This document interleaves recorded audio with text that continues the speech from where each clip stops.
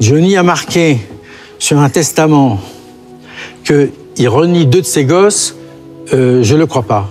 Il fait pas ça avec ses gosses. C'est pas possible. Je ne le crois pas. Jean-Marie Perrier vient de balancer ce que personne n'osait dire. Le photographe légendaire qui a immortalisé Johnny Hallyday pendant des décennies, celui qui a capturé les moments les plus intimes du rocker, vient de lâcher une phrase qui a glacé tout le monde. Jamais il ne s'est dit qu'il allait déshériter ses gosses. Ça, je n'y crois pas. Une déclaration choc qui vise directement le testament qui a exclu David et Laura de l'héritage. Mais attention, Perrier ne s'arrête pas là. Il qualifie toute cette bataille d'héritage de sinistre. Il affirme que Johnny aurait pu arranger ça assez facilement et surtout, il sous-entend que quelqu'un d'autre a tiré les ficelles. Quelqu'un qui avait intérêt à ce que les enfants du premier lit soient écartés. Pour Père Prix Perrier, c'est évident. Johnny a été manipulé dans ses derniers moments et la personne qui en bénéficie le plus, c'est Laetitia.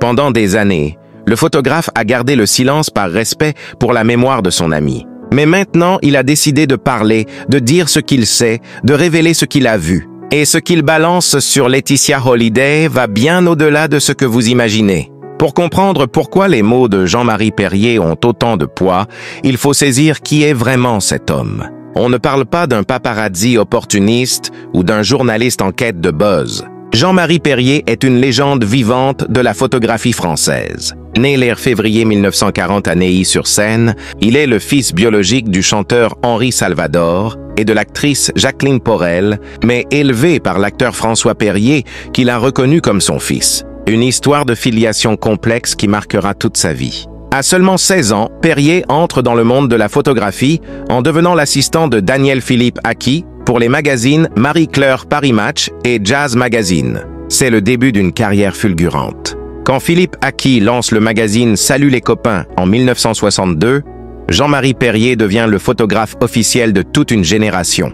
Il va immortaliser les plus grandes stars de l'époque Ye, les Beatles, les Rolling Stones, Françoise Hardy, Jacques Dutronc, Sylvie Vartan et bien sûr Johnny Hallyday. Sa photo la plus célèbre reste celle du 12 avril 1966, la photo du siècle comme on l'appelle aujourd'hui.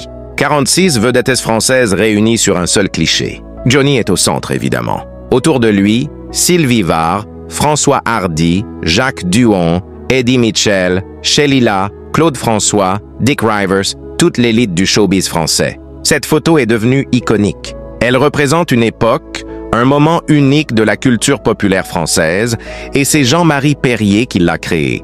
Mais au-delà des photos, Perrier a développé une vraie relation avec Johnny. Ce n'était pas juste un sujet qu'il photographiait, c'était un ami. Ils partageaient les mêmes passions, la même vision du rock, la même folie créative. Perrier a assisté au mariage de Johnny et Sylvie Vartan en tant que témoin. Il les a même accompagnés en voyage de noces. C'était hallucinant. Cette vie confiera-t-il des années plus tard? Une intimité qui dépasse largement le cadre professionnel. Pendant des décennies, Jean-Marie Perrier a été le témoin privilégié de la vie de Johnny. Il a photographié ses triomphes, ses moments de doute, ses amours, ses enfants. Il a capturé David bébé, Laura adolescente. Il connaissait les coulisses, les moments où les masques tombent. Il savait qui était vraiment Johnny derrière la légende. Et cette proximité lui donne aujourd'hui une légitimité que personne ne peut contester. Quand Jean-Marie Perrier parle de Johnny, ce n'est pas de la spéculation, c'est du vécu. Le 5 décembre 2017, Johnny Hallyday s'éteint dans sa résidence de Marne-la-Coquette. Jean-Marie Perrier, comme des millions de Français, est bouleversé. Il perd plus qu'un sujet photographique, il perd un ami de toujours. Mais le choc de la mort est rapidement suivi d'un deuxième choc quelques semaines plus tard, le testament. Ce document rédigé en Californie qui exclut totalement David et Laura de l'héritage. Tout va à Laetitia. Les médias s'emballent, les accusations fusent, et Jean-Marie Perrier observe tout ça avec un malaise grandissant. Pendant des mois, il reste silencieux, par respect pour Johnny, par respect pour la famille. Mais en février 2019, il décide de parler. Il accorde une interview au journal suisse Le Temps, et là il lâche ce qu'il pense vraiment. On imagine que la bataille autour de son héritage doit vous navrer, demande le journaliste. La réponse de Perrier est sans détour. Il est un peu fautif sur ce couple-là. Il aurait pu régler les choses avant. Une première critique qui vise Johnny lui-même. Perrier estime que le rocker aurait dû anticiper, clarifier les choses de son vivant pour éviter cette guerre après sa mort. Mais il ne m'écoutait pas. Tu ne pouvais pas lui demander de gérer le quotidien. C'est sinistre. Il aurait pu arranger ça assez facilement. Le mot sinistre résonne. Perrier ne parle pas juste d'une situation triste ou regrettable. Il parle de quelque chose de morbide, de malsain.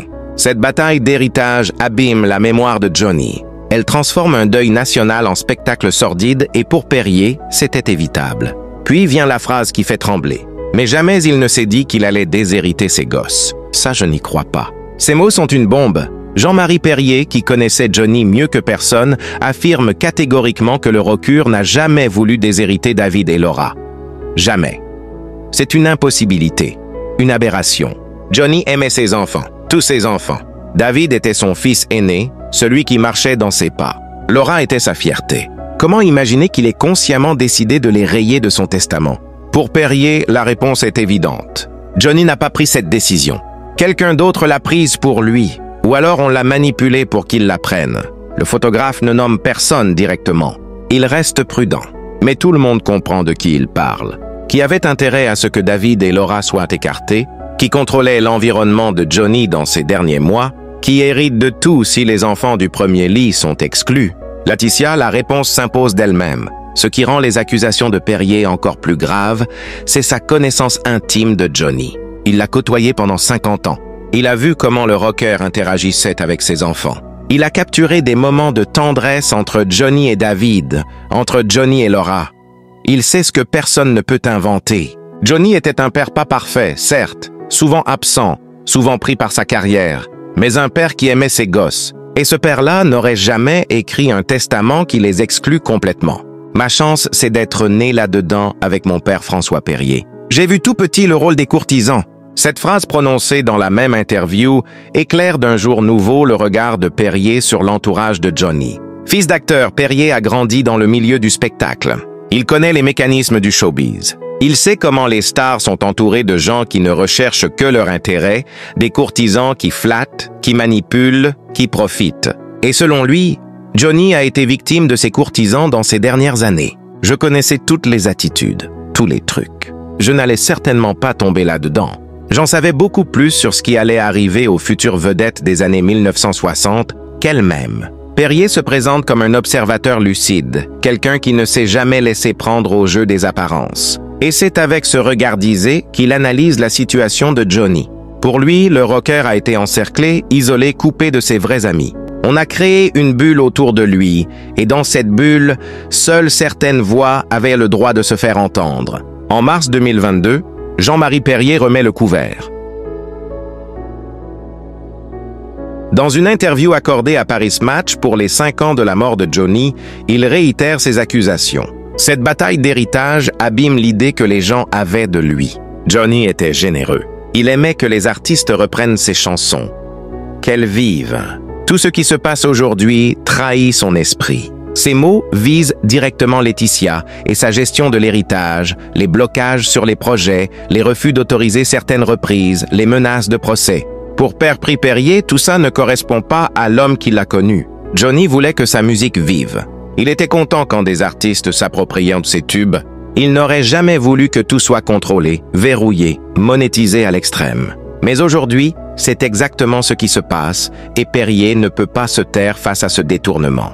Il estime avoir une responsabilité, celle de témoigner, de dire ce qu'était vraiment Johnny pour que la vérité ne soit pas effacée par une version officielle qui arrange certains intérêts. Il y a aussi une dimension personnelle dans la révolte de Perrier. Il a assisté à l'inauguration de plusieurs expositions consacrées à Johnny. Il a vu les objets exposés, les photos montrées, la mise en scène, et il a été choqué pas par les objets eux-mêmes, mais par la manière dont ils étaient présentés. Comme des reliques, comme un musée, Johnny détestait ça. Il n'aimait pas les statues. Il trouvait toutes celles qui existaient ratées, confie Perrier. Et pourtant, on lui en a érigé une monumentale devant Berry, une Harley Davidson posée sur un manche de guitare. Perrier, comme Eddie Mitchell d'ailleurs, trouve cette statue ridicule. Pour lui, tous ces hommages tapent à l'œil trahissent l'esprit de Johnny. Le rocker était un homme simple dans l'intimité. Il n'avait pas besoin de clinquant. Ce qu'il voulait, c'était chanter, être sur scène, toucher son public, pas devenir une statue de bronze ou une exposition payante. Mais Laetitia a choisi une autre voie, celle de la monumentalisation. transformer Johnny en mythe, en icône commercialisable. Et ça, Perrier ne peut pas l'accepter. Il y a d'ailleurs une anecdote révélatrice. En 2002, Perrier a organisé une grande exposition de ses photos au Grand Palais. Johnny était venu avec Laetitia. Ils avaient passé du temps ensemble, discuté, ri. Laetitia semblait apprécier le travail de Perrier. Elle comprenait l'importance de ces images pour l'histoire de Johnny. Mais après la mort du rockeur, plus rien. Perrier n'a jamais été consulté pour les projets d'exposition organisés par Laetitia. Comme si son témoignage, son regard, son travail de 50 ans n'avaient plus aucune valeur. Cette mise à l'écart blesse Perrier, pas dans son ego, mais dans sa volonté de préserver la vérité. Il possède des milliers de photos de Johnny, des clichés intimes, rares, qui racontent une histoire que personne d'autre ne peut raconter. Mais ces images ne sont pas utilisées dans les officiels. Pourquoi? Parce qu'elles ne correspondent pas à la version que Laetitia veut présenter. Parce qu'elles montrent un Johnny différent de celui qu'elle essaie de vendre, Perrier ne le dit pas explicitement, mais le sous-entendu est clair. Il y a une volonté de contrôler le narratif, de décider quelle image de Johnny doit être montrée. Et dans cette stratégie, les témoins gênants sont écartés, ce qui pourrait dire des choses qui dérangent. Ceux qui connaissaient trop bien Johnny pour accepter les mensonges. En 2024, à An, il a quitté Paris, le showbiz, la frénésie des shootings. Il écrit, il se souvient, il témoigne. Et de temps en temps, quand on l'interroge sur Johnny, il répète la même chose. Jamais il ne s'est dit qu'il allait déshériter ses gosses. Ça, je n'y crois pas. Une phrase devenue un mantra, une vérité qu'il martèle inlassablement. Certains pourraient penser que Perrier est amer, qu'il règle des comptes, qu'il profite de la notoriété de Johnny pour se remettre en lumière. Mais ceux qui le connaissent savent que c'est faux. Perrier n'a pas besoin de ça. Il est déjà une légende. Sa carrière parle pour lui. S'il parle aujourd'hui, c'est par conviction. Par Sorgi estime avoir une dette envers Johnny, celle de dire la vérité. Même si cette vérité est inconfortable, même si elle accuse implicitement Laetitia. Car c'est bien de ça qu'il s'agit. Quand Perrier dit que Johnny n'a jamais voulu déshériter ses enfants, il accuse forcément quelqu'un d'autre. Quelqu'un qui a profité de la faiblesse du rockeur, quelqu'un qui l'a manipulé, quelqu'un qui a falsifié sa volonté. Et cette personne, c'est Laetitia. Perrier ne le dit pas frontalement. Il reste dans le sous-entendu, dans l'insinuation. Mais le message est limpide. Il y a aussi une dimension morale dans le témoignage de Perrier. Pour lui, ce qui s'est passé est une injustice. David et Laura ont été dépouillés, non pas de l'argent, ça c'est secondaire, mais de leur lien avec leur père. On leur a volé le droit d'être reconnus comme les enfants de Johnny. On a nié leur filiation symbolique. Et ça, pour Perrier, c'est impardonnable. Un père ne fait pas ça à ses gosses jamais. Cette conviction est d'autant plus forte chez Perrier qu'il a lui-même vécu une histoire de filiation compliquée. Fils biologique d'Henri Salvador, mais élevé par François Perrier, il sait ce que c'est que d'être pris entre deux pères. Il sait la douleur de ne pas être reconnu. Salvador l'a rejeté, lui et ses enfants. Cette blessure ne s'est jamais refermée. Pour cela, je le maudis, et je ne lui pardonnerai jamais, dira-t-il à propos de Salvador. Alors, quand il voit David et Laura rejetés par leur père, même poste, ça lui rappelle son propre trauma et ça le révolte. D'ailleurs, certaines rumeurs circulent dans le milieu. Des rumeurs que Perrier n'a jamais confirmées publiquement, mais qui alimentent les discussions. Certains proches de Johnny auraient confié au photographe que le rocker, dans ces derniers mois, n'était plus vraiment lui-même. Qu'il était sous l'influence de médicaments puissants à cause de son cancer, que ses capacités de jugement étaient altérées et que dans cet état, on aurait pu lui faire signer n'importe quoi. Ce ne sont que des rumeurs. Bien sûr, Perrier n'a jamais apporté de preuves, mais ces bruits de couloir renforcent sa conviction. Johnny a été manipulé. Il y aurait aussi eu des témoins de scènes troublantes. Des amis de Johnny qui auraient été écartés dans ces derniers mois, des appels qui ne passaient plus, des visites refusées, un mur construit autour du rocker. Perrier lui-même aurait essayé de prendre des nouvelles et se serait heurté à ce mur. Encore une fois, ce ne sont que des rumeurs, mais elles correspondent au récit de nombreux proches. Pascal Obispo parle de messages sans réponse. Eddie Mitchell évoque un Johnny gouroutisé. Sylvie Vartan affirme ne pas avoir pu lui parler. Tous racontent la même histoire, un isolement progressif, une bulle hermétique. Et au centre de cette bulle, Laetitia, pour Jean-Marie Perrier, cette stratégie d'isolement avait un but. Couper Johnny de tous ceux qui auraient pu s'opposer au testament, de tous ceux qui auraient pu lui dire « Non, Johnny, tu ne peux pas faire ça à tes enfants ». Si Eddie Mitchell avait été là, il aurait protesté. Si Pascal Obispo avait su, il aurait intervenu. Si Sylvie Vartan avait eu accès à Johnny, elle l'aurait raisonné. Mais on les a tous tenus à distance. Et dans ce vide, dans ce silence, le testament a pu être signé. À 84 ans aujourd'hui, Jean-Marie Perrier n'a plus peur de rien. Il a vécu une vie extraordinaire. Il a photographié les plus grandes stars du XXe siècle. Il a connu le succès, l'échec, l'amour, la trahison. Il a quitté la photographie pour le cinéma, puis la pub, puis est revenu à la photo. Il a vécu à Paris, à Los Angeles, maintenant en Avon. Il a tout vu, tout vécu, et maintenant il veut juste dire la vérité, sa vérité, celle qu'il porte en lui depuis la mort de Johnny. Jamais il ne s'est dit qu'il allait déshériter ses gosses. Ces mots resteront. Ils sont gravés dans le marbre des témoignages. Personne ne pourra les effacer.